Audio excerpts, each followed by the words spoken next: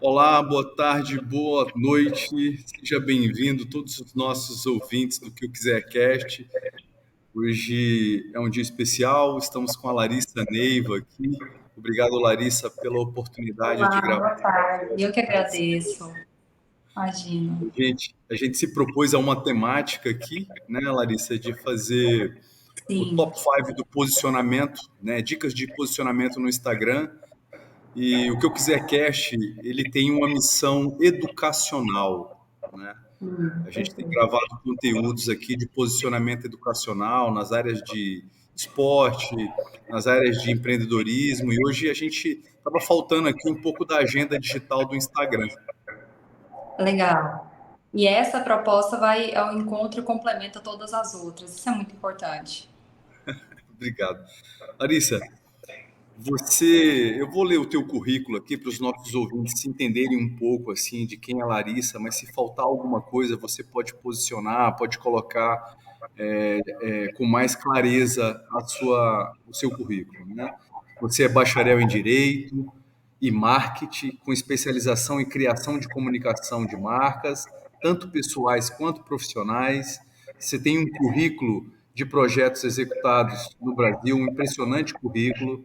Seu portfólio abrange campanhas políticas, gestão de marcas nacionais e até uma experiência interessante que você tem na indústria do turismo e da gastronomia. E a sua paixão é a criação de marcas pessoais. É isso mesmo, Larissa? É isso mesmo, exatamente. E para complementar, de uma maneira assim, até para a gente ficar à vontade, eu fui a pessoa que fiz bacharel em Direito, mas quando eu finalizei o curso de Direito, eu já sabia que aquela não seria minha área. Eu já tinha sido roubada pela área de marketing antes mesmo de terminar a faculdade. Então, a razão de eu ter duas faculdades é porque eu não me encontrei na primeira. E eu vejo que isso às vezes acontece muito, né? A gente está no meio de uma faculdade, a gente vai olhando a matéria e falando, não é isso que eu quero para minha vida. E o mais interessante é você sacar isso o quanto antes e falar, ó, vamos lá para o que eu gosto realmente. Então, esse curso de bacharel é para agregar no currículo, mas na verdade a paixão é pelo marketing, não tem jeito. Que legal, Larissa. Eu vou te falar que eu sou um apaixonado por marketing, sou apaixonado por comunicação. Eu sou formado em direito também, né? Eu estou juiz de direito, estou professor há muitos anos. Eu nunca interrompi. Minha carreira mais antiga é a de professor. Hoje eu leciono só em pós-graduação, mas eu amo a área educacional. Eu estou em sala de aula há 20 anos, sem interromper. De lá para cá, eu nunca deixei de estar na sala de aula, nunca fiquei longe da sala de aula. É um período, é um local onde eu gosto muito da troca. E, na verdade, eu considero que os comunicadores, assim como você, especialista no marketing, também é um professor, né? É uma pessoa que está aí para contribuir, para facilitar o processo de desenvolver a vida das pessoas, certo? Certo, concordo. Então vamos lá, Larissa. Nossa temática é top 5 dicas de posicionamento no Instagram. E eu já percebi, né, pelo seu conteúdo, que é muito especial, é um conteúdo marcante, o conteúdo da Larissa Neiva. Por isso que eu queria muito gravar com você. Realmente tem uma marca diferenciada no conteúdo da Larissa. E isso me chamou a atenção. Então, e eu tenho muitas dúvidas, e eu acredito que isso vai ajudar a esclarecer também as pessoas que estão passando pelo podcast. Porque a gente falar de posicionamento no digital é uma coisa nova, né?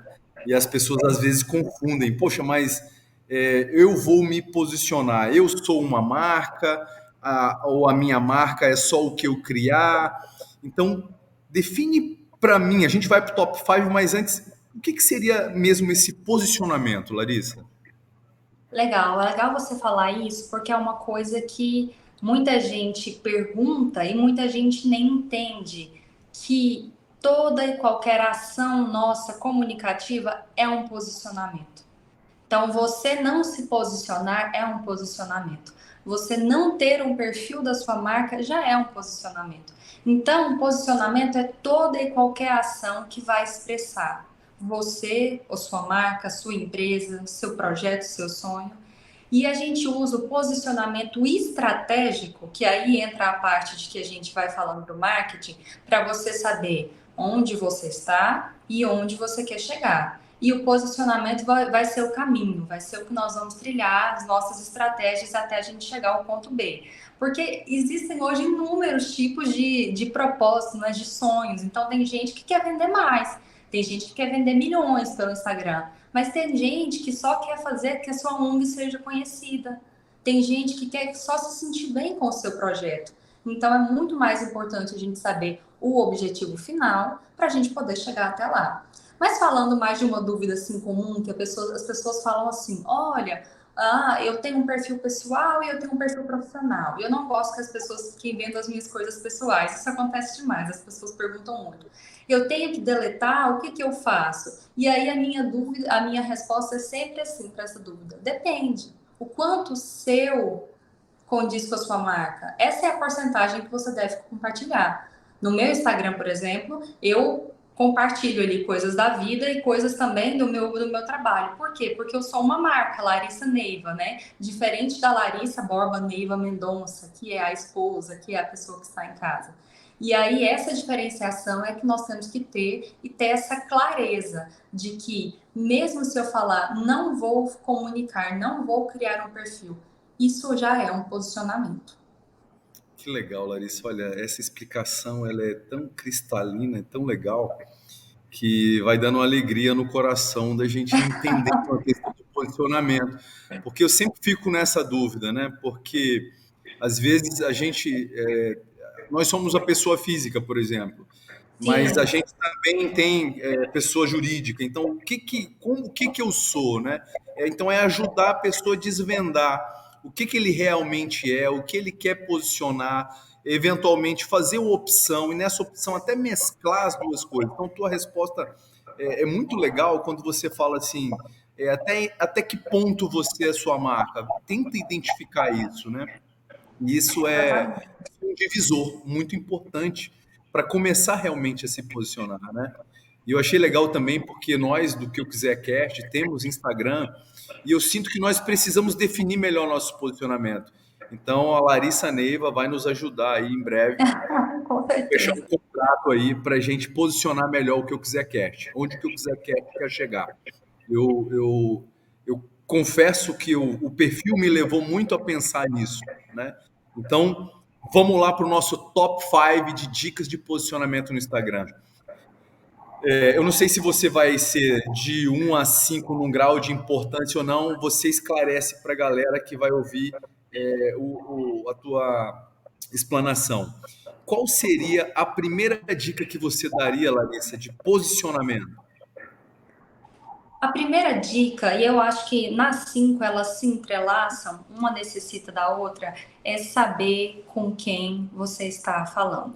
Essa é a primeira dica e a mais importante. Porque você, como professor, e eu digo isso com muita felicidade, porque eu sou filha de um professor de biologia. E meu pai, ele lecionou durante 40 anos em faculdades, e ele foi o meu professor, ele foi professor da minha irmã e ele foi professor da minha mãe. E assim eles se conheceram na escola. Então, eu fui educada no método científico.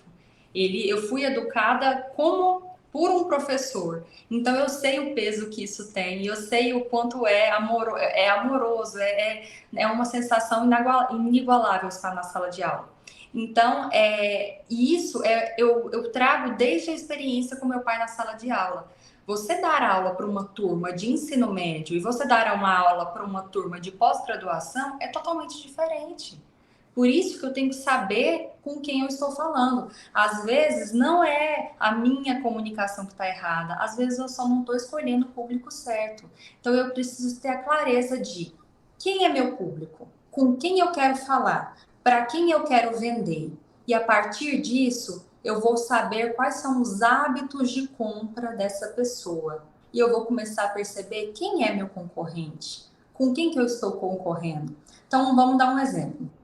A Larissa Neiva hoje comunica com mulheres que são geralmente autônomas e que querem se posicionar no mercado como marcas. Então, é uma mulher que sabe muito bem fazer a sobrancelha e quer se posicionar como marca, é um atleta que quer virar um mentor de atletas e aí ele quer se posicionar como marca. Então, a minha comunicação é voltada para isso. Se eu vendesse chinelinhas infantis de R$10,99, minha comunicação seria totalmente diferente. Então, a primeira lição é sempre assim: você tem que esmiuçar, você tem que saber cada detalhe do pensamento de quem você quer falar, do seu público, o público ideal. E vamos tirar essa ideia do passado, de marketing, da criação de persona. Eu sou uma das pessoas que sou totalmente contra aquela criação de persona que fala assim: ah, você fala a idade da pessoa, qual que é o gênero e qual que é a localização, e aí você tem um público. Não, você não tem um público. Porque eu, Larissa, de 27 anos, e uma senhora de 65 anos, podemos nos interessar pelo mesmo sapato. Então, a gente vai selecionar o nosso público por hábitos de compras e não somente pela idade e esses outros fatores que vão agregar, mas que não são primordiais. E a melhor maneira de você conhecer o seu público, já dando aqui a dica, né, final desse primeiro tópico, é conhecendo quem é o seu concorrente e estudando o público dele. Essa é uma dica muito interessante. Para quem não tem concorrência, pense mais uma vez, porque a gente sempre tem alguém que está ali disputando a atenção do nosso cliente. Você acabou de provar, Larissa, que você realmente é filha de um excelente professor, porque a sua comunicação ela é muito clara, né? E ao final você exemplifica para ficar mais claro ainda como uma pessoa pode, porque eu já estava pensando aqui como fazer, né? E aí você já Sim, explicou como? o que pode ser feito, a descoberta de Como? quem é o seu público. Isso. Sensacional, adorei, viu? Podemos ir para o top 2. Ok, então, top 2, use o seu perfil de maneira estratégica. Eu sempre falo que o Instagram é uma coisa surreal, que a gente nem consegue compreender ainda, porque ele é o maior shopping a céu aberto. Todo mundo tem direito a ter uma loja nesse shopping. E ele é um shopping que você tem uma vitrine e que você pode utilizar isso para colocar ali qualquer coisa que você quiser. Então, use isso de maneira estratégica. Coloque ali no principal, que é a sua foto do perfil, bio, destaques e link, as suas forças. É a mesma coisa da primeira impressão. Segundo os últimos estudos de marketing, nós temos 8 segundos desde o momento em que o cliente clica no nosso perfil até ele decidir se vai seguir ou não, se vai ler os nossos conteúdos ou não. Então, tudo que é bom você coloca na frente. Pensa, você tem uma loja de artigos de luxo num shopping. Você vai pegar os melhores artigos e vai colocar na frente. E lá atrás você vai colocar aquilo que menos interessa. A coleção nova sempre vai para frente.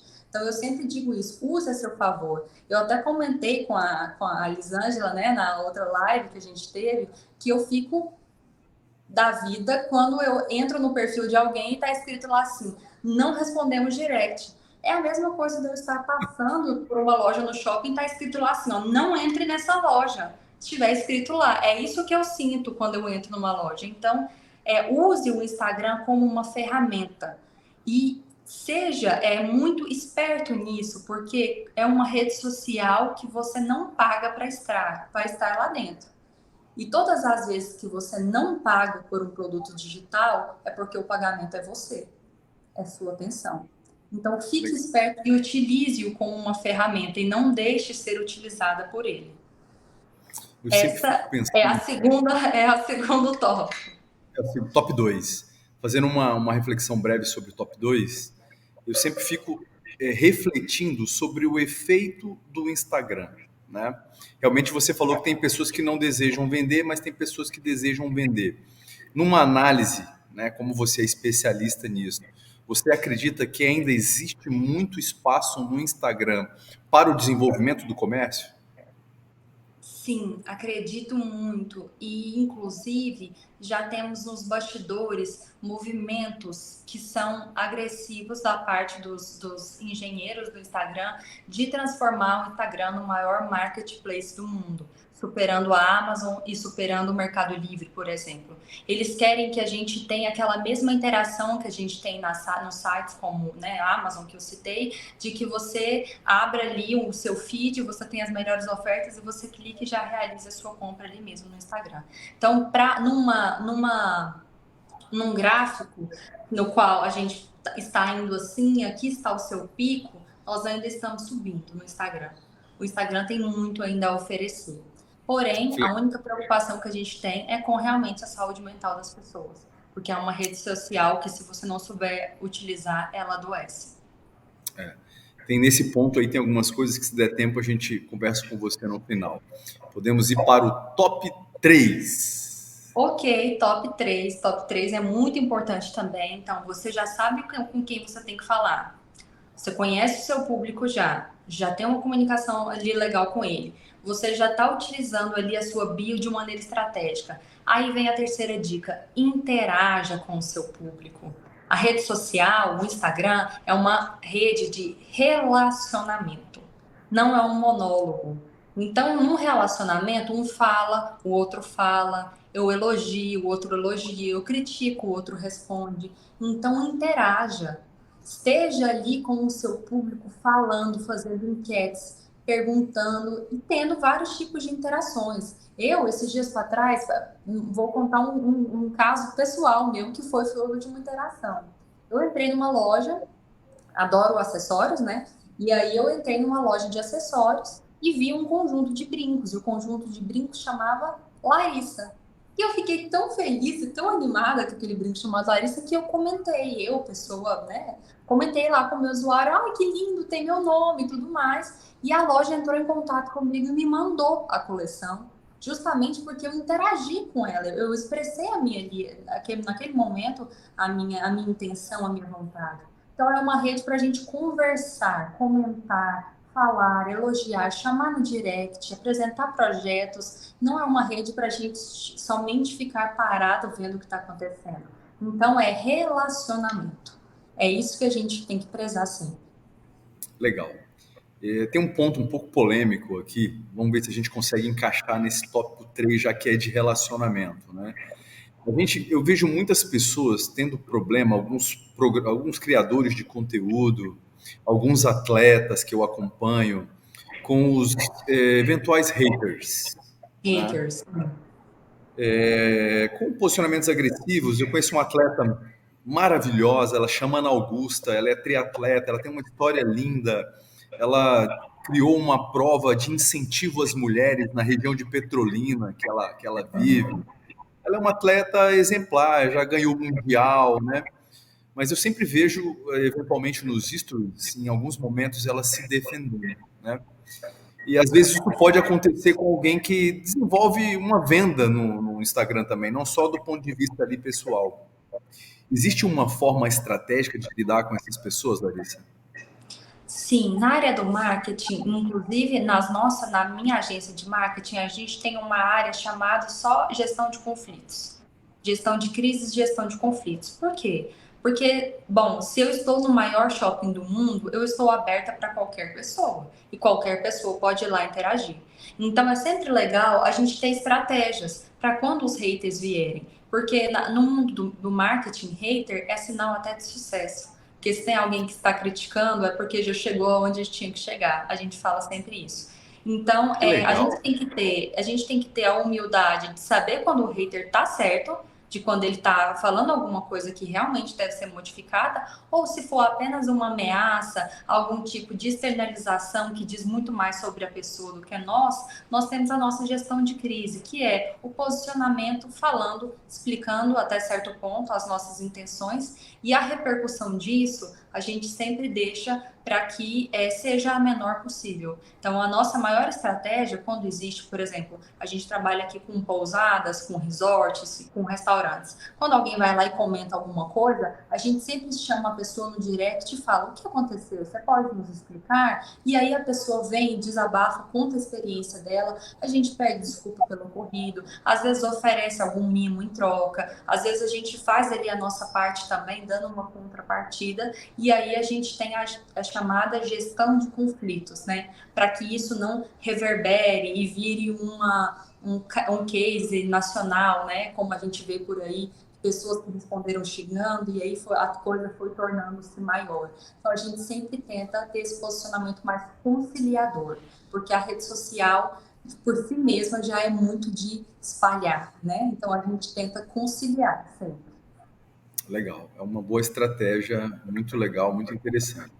Ok, top 4. Qual que é o ponto Então, 4? a gente já teve as três primeiras aí, e a gente tem agora a quarta, que é uma muito importante e que vai quebrar bastante tabus por aí, que é: pare de olhar para as métricas de vaidade. Nossa, eu achei. As métricas de vaidade são aqueles três, que é número de seguidores, número de visualizações, número de curtidas. Isso a gente chama de métrica de vaidade. Por quê? Porque ele não representa o quanto a saúde do negócio está boa ou ruim. Porque hoje é possível e fácil e barato comprar curtida, comprar seguidor. Esses três itens são muito fáceis de serem maquiados. Então a gente tem que parar de olhar: ah, mas fulano tem tantos mil seguidores, ah, mas fulano tem tantas curtidas, minha postagem não deu certo porque eu tive poucas curtidas. Isso são métricas de vaidade. Elas não representam o todo. Ela, no máximo, vai dar algum ar de autoridade. E se de fato a pessoa te escolher por aqueles números, você vai ter que mostrar essa autoridade real quando você for entregar o seu produto, o seu serviço. Então, ela é somente uma métrica de vaidade.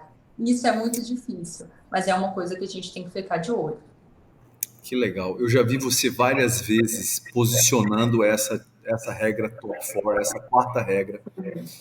E eu acho ela muito valiosa, né? Porque eu acredito que as coisas realmente mais valiosas nem sempre vão ser aquelas onde estão os holofotes ou aparentemente estejam os holofotes, né?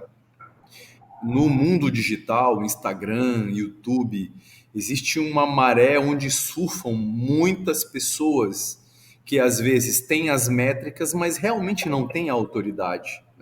Legal. Tem. Você tem uma forma de tentar identificar realmente a autoridade e não se vincular muito às métricas? Sim, perfeitamente. Nós temos três outras métricas, que até é a dica número 5, já vou me adiantar aqui, né? Que são as três outras métricas que nós utilizamos para saber o valor real daquele perfil ou daquela pessoa, que é, a primeiro, o engajamento. O engajamento é nada mais do que a repercussão do que a pessoa posta. Então, o que ela traz ali quando ela posta? Então, quantas pessoas compartilham aquela informação, quantas pessoas realmente comentam ali, quantas pessoas interagem de fato com aquele conteúdo de maneira genuína. Isso é uma métrica legal. E as outras duas que fazem parte da dica número 5 é: olhe o valor de conversão, que é o quanto eu estou vendendo ou o quanto eu estou impactando com essa minha postagem, né, com o meu trabalho de mídia. E por último, que é o mais valioso de todos, a métrica da influência.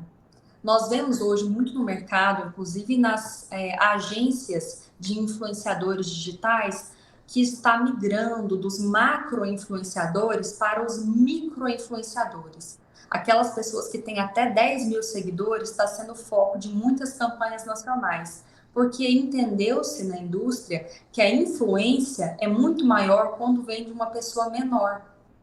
Porque nós já olhamos e falamos, todo mundo olha, vê o Faustão fazendo uma propaganda. Você olha e fala assim: foi comprado, não é uma indicação real.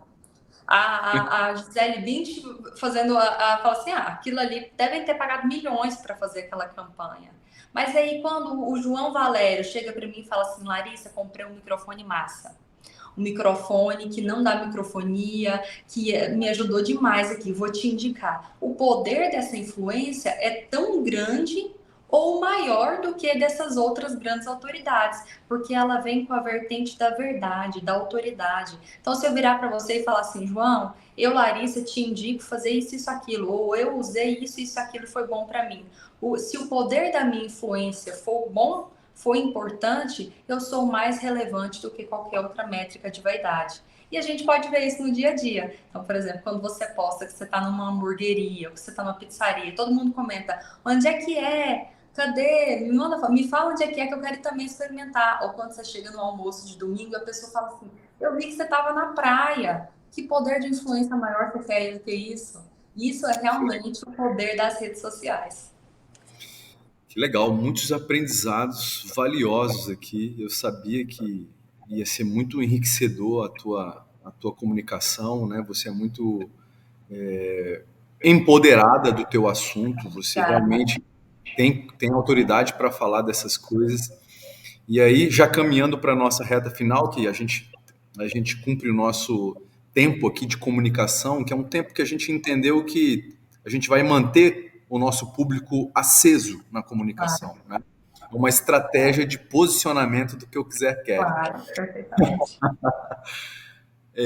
Para a gente ser bom de posicionamento no Instagram, você acredita? Porque tem o assunto que às vezes é até um pouco. As pessoas não entendem muito, que é a questão do algoritmo. É muito difícil você, talvez, compreender um algoritmo de Instagram, um algoritmo de YouTube. É preciso, Larissa, entender de algoritmo, dessas coisas mais complexas? Ou é possível fazer um bom posicionamento sem isso? Eu acho que vale sempre estar atualizado, né, do que está acontecendo, e isso você consegue através de informações primordiais, ele mesmo de notícias.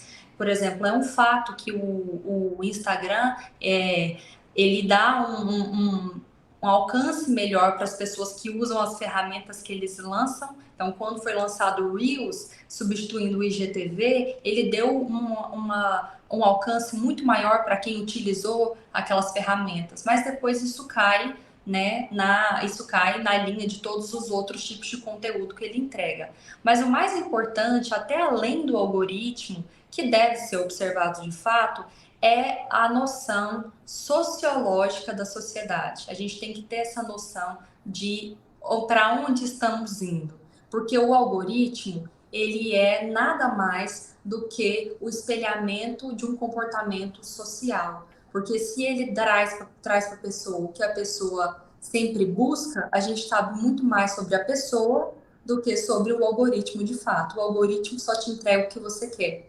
Então, a gente tem que ter um estudo social. E o nosso estudo social mais recente é de que essas novas ondas, né, esses jovens que estão vindo por aí, eles estão procurando autenticidade. Eles estão procurando o verdadeiro, o não forjado, o não maquiado. Eles querem aquela coisa real.